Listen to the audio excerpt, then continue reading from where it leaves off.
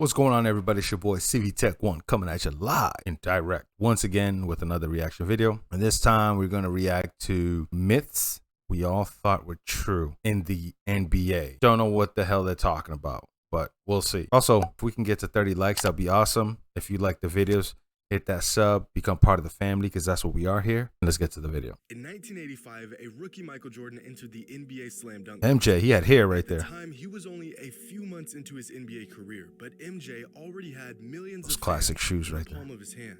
Michael was the future, and everyone knew it. Okay. And to pay homage to his childhood idol Julius Erving, Michael pulled off a dunk that would inevitably become his trademark.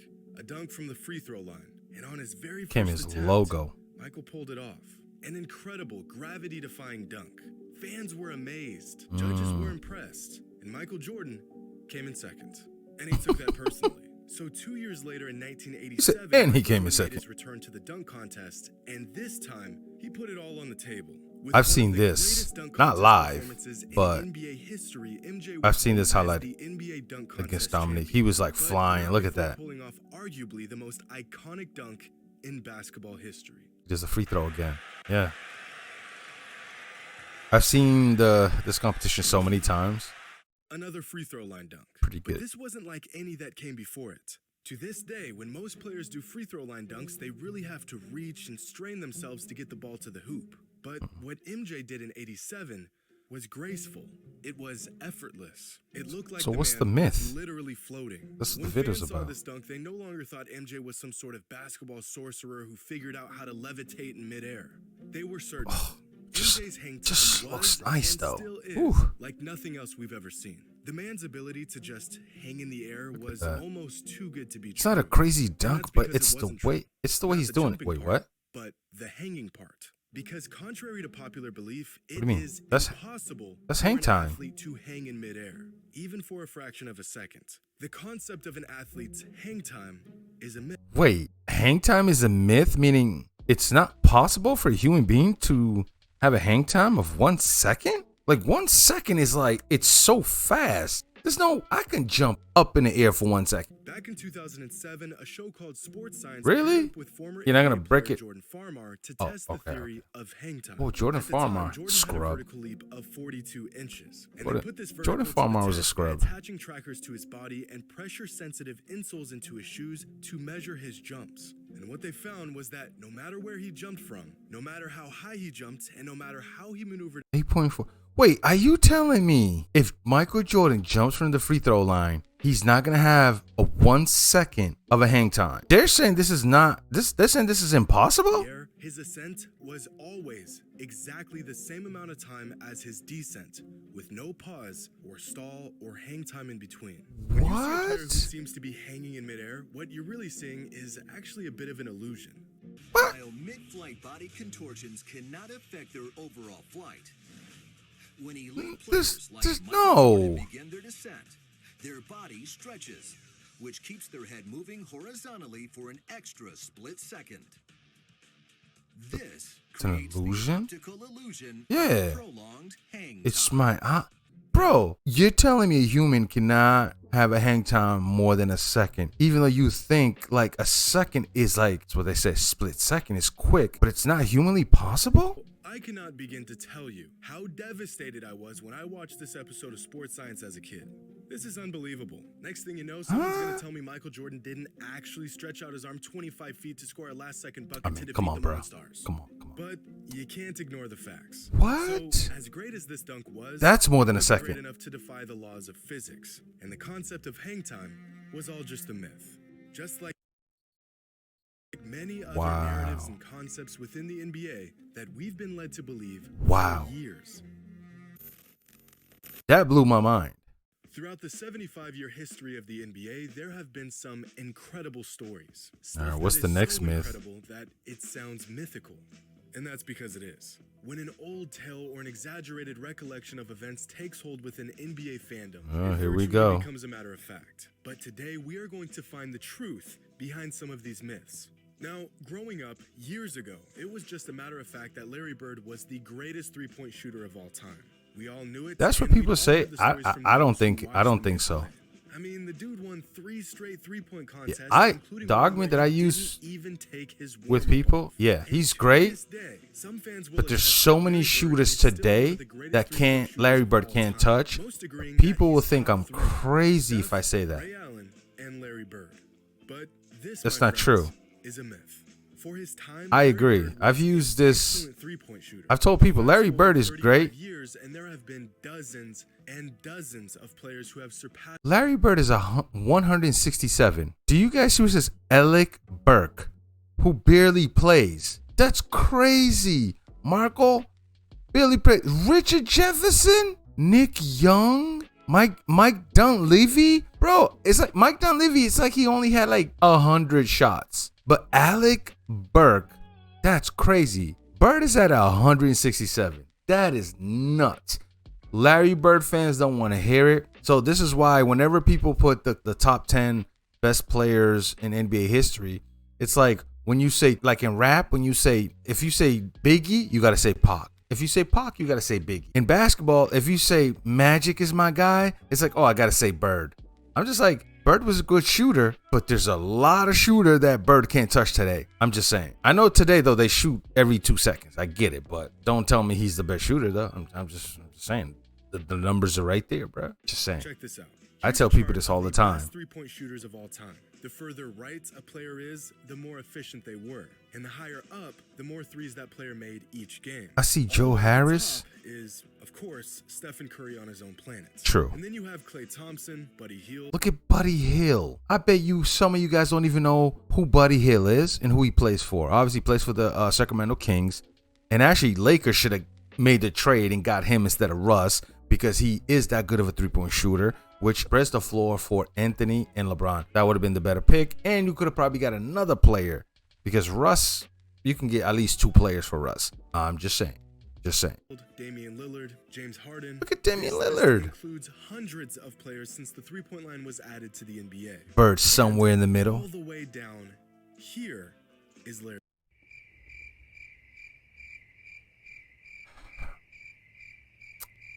I'm just not going to say nothing. Now, of course, Bird played in an era where players shot far less threes. Yeah, Before his I get it. He was one of the best long-range shooters. But times have changed. Yeah. Drastically.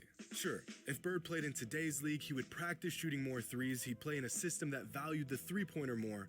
But also, not only that, but defense. Bird's body. Him playing in this era, it's a little different. The players are going to be quicker than Bird, right? There's going to be defensive players. I think coaching got better. So you're going to have different strategies. I don't know, bro. I've had arguments about Larry Bird. And guess where I live? I live in Boston. I'm not biased. Would have simply shot more threes. But Larry Bird doesn't play in today's league. And just based off the facts, there are countless players that are simply better three-point shooters than Bird was. Now, this next myth is one that has been rampant over the last few years. And quite frankly, I'm sick of it. Every offseason, NBA fans all over social media lose their minds over Instagram and Twitter videos of NBA players who I can't stand their it. Game, specifically their shooting. Every summer, clips of NBA players can't stand this. This is so true. In a training session go viral. Dude playing against fans believe these players have freaking regular folks. If I have to watch making every shot of Ben Simmons sinking 8 straight three-pointers in an I know, right? gym and then reading comments about how he's got a three-point shot now, I'm gonna lose my mind. This guy's pissed. And then reading comments about how he's got a three-point shot now, I think I'm gonna lose my mind. Don't get me wrong. Back when these offseason It's videos true. I saw a video of Ben Simmons beginning of the year. He hit 3 3-pointers in a row, and they're like, "Oh my god!" I'm like, by himself in a gym. Ooh, that's like a pitcher throwing a strike when it's just him and the catcher. Like at practice, like. Ooh. Began to surface a few years ago. Some of these guys had me fooled. Andre Drummond's got his free throws down. Some player added 15 pounds a and he still can't shoot. And their game has completely transformed. Ben Simmons can now shoot the 3-ball. 2021. Wow. Look at 2017. 0-0. This dude. He's made 5 3-pointers in 4 years in the league. Stop. You want to know why Ben Simmons is drilling threes like he's Stephen Curry's long-lost brother in these off-season He's by games? himself. Because he's in an empty gym with zero pressure and piss-poor defense. Exactly. Or literally no defense on him at all. 99% of NBA players knock down damn near every shot. I can see why this guy's getting mad, because I'm getting mad. Like, I know this. Open runs against players you've never heard of. And look at Drummond shooting threes. These off-season Howard do not translate to the NBA season. Trez. Lonzo Ball may be the only player in recent history to actually vastly I agree with that. Over the course of one because Ball, his shooting got better. Taking these off-season clips so seriously. It's just practice. Every NBA player That was Carmelo Anthony with that getting dunk. shots I was like, you guys And gotta no, stop. Ben Simmons cannot shoot the three despite the 30-second shooting clinic he Ben posted on his Simmons. Instagram. Now, the average height of an NBA player is 6'7" tall, Come on, which man. is really, Stop it. really tall. In fact, the average NBA player is taller than 99.99% of all males in the United States. What? That means, on average, if you gathered 1,000 random men, odds are only one of them will be as tall as the average NBA player. And Whoa. knowing this, it kind of blows my mind. One when out of people say 1,000. You don't need to be tall to play in the NBA. This, ladies and Oh yeah, gentlemen, you do. is I mean, it enough. helps. Take me, for example. I'm It 6'1", helps. and being around basketball my entire life, I've never considered myself to be tall by any stretch of the imagination. But generally speaking, I'm still taller than about 93% of men within the United States. Now, out of the 590 players currently active in the NBA, take a wild guess at how many of them are my height or shorter. I'm 90. There are 40 Ooh. players in the entire NBA that are 6 feet 1 inches tall or shorter. Which How many means from I the quickly starters, go from though? being taller than about Well, how many 93% of those are on the the bench out of the population 40? to taller than just 2% of players in the NBA. But it gets worse, because the average height for a male in the US is 5'9", which means that I'm an 5'11". average-sized man would literally be the shortest player in the NBA. But Wow. he wouldn't be the shortest player in NBA So he's 5'10". So if I was 5'11", I'm right there as one of the little guys. history. Of the 3,500 players to ever play a game in the modern NBA, only 11 of them were 5'9" or shorter. That's 0.3%. Wow. Less than half of 1% That's of all nuts. NBA players since 1977 have been average in stature. Look at how minuscule Nate Robinson looks against most NBA Ooh, players. look at the man is move. 5'9". Look how minuscule Nate Robinson Oh. looks against most NBA players. But The man he's is 5'9". he's This 5'9" is with Nate skills, Robinson, 1977, skills, has and been he's average in bulky stature. though. He's bulky. how Look at this. minuscule Nate Skirt. Robinson looks Ooh. against most NBA players. I The love man is Nate. 5'9". This is what an average guy would look like in the NBA. As if the astronomical chances of making it to the Boykins. league weren't difficult enough. It's Not being Boykins. tall Spud makes Webb. this immense goal next to impossible. That's So crazy. yes, Muggsy you do Bogues. need to be tall to play in the Spud NBA. Webb. Well, either This is my guy Muggsy. that or be an absolute anomaly of an athlete. Exactly. That's what I said. Like, you have to be athletic. You see Muggsy had the defense, but he had good handles as far as dribbling. An So athlete like Spud Webb or Yeah. Nate Robinson or Michael Jordan. Except Michael Jordan wasn't only a freak athlete. He was also 6'6", a combination of attributes and physical gifts that It's eventually perfect height. made him the greatest basketball perfect player of all height. time. And decades after Jordan's retirement from the game, his legend continues to grow. The man went 6-0 in the finals throughout his career, but many say that if he didn't retire the first time in 1993, Michael and the Bulls would have won 8 straight championships. But this is a massive myth. You see, that's impossible, because Jordan did lose in the playoffs to the Orlando Magic. Not in the finals, not in the conference finals, but in first the round. second round of the Oh, okay. playoffs. I think that year, did the Magic end up moving on, and they went against the Rockets? Hakeem the Dream, I think. There's really no need to theorize if the Bulls would have won 8 straight titles, since we literally saw Michael and the Bulls lose right in the middle of their decade-long run. And I know what some of you are thinking. When Michael returned to the NBA in 1995, he wasn't in basketball shape, and he didn't have enough time to get reacclimated to playing basketball by the Didn't he time score the 50 playoffs against came the around. Pacers? And although there's some truth to this, I'd be more inclined to agree if MJ didn't average Number 45. 31, 7, and 5 a game against Orlando in that series. In fact, MJ had better numbers in the playoffs right after his return That's in crazy 1995 numbers. than he had in the following season after being back for a season and a half. People act like he was a shell of himself in his return, when in reality he was about still Jordan. 95% himself in those playoffs. The truth is, after losing Horace Grant in the 94 offseason, the Bulls struggled against teams with prolific big men. And when the Bulls met a prime Shaquille O'Neal and Magic in the playoffs, Penny this Hardaway, weakness was put on Scott. display in a 6-game series. Even if the Bulls made it past And look, that was Horace Grant right there. He left the Bulls, went to Orlando, and boom. Orlando, they would have had to go through the Knicks, who were just as deep in the front court. And eventually, they would have had to face the Rockets. I knew it. I told you, man. That was the year Penny and Shaq went against the Rockets, and Rockets took it. Went against the Dream, man. Sam Cassell and them boys, man. Who were the most complete team in the league that season. Kenny. Was one of the greatest big men of all time.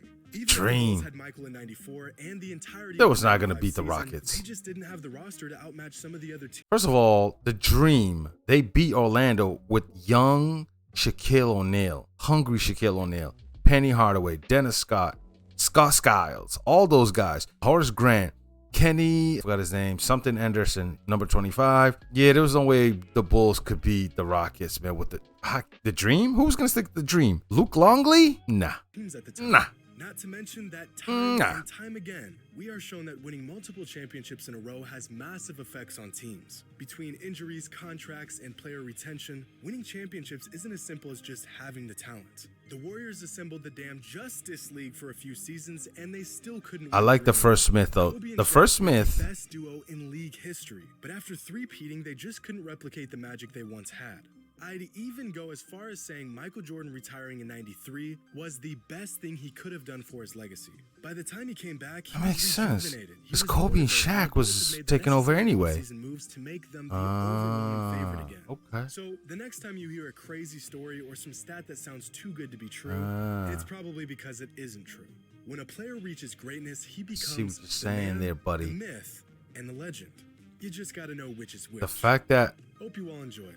And as always, the fact that a human being cannot stay in the air for more than 1 second blew my mind. That blew my mind. For sure, you would think Jordan was like dunking the ball from the free throw. You would think he's in the air for more than a second, and that's not humanly possible. That is crazy to know. I never thought of that. I figured, yeah, 1 second is nothing. It's snap of a finger. That is crazy. And the Larry Bird argument that he's the best shooter or one of the best, I've always said, there's so many guys who can shoot the ball. Larry is not one of the great shooters. At the time he was, but not in history. I'll leave it at that, man. Anyway, if you got any basketball videos you think I should watch, link it down at the bottom, man. And we'll try to bring it to you. Till next time, hit that like button, hit that sub button. Peace.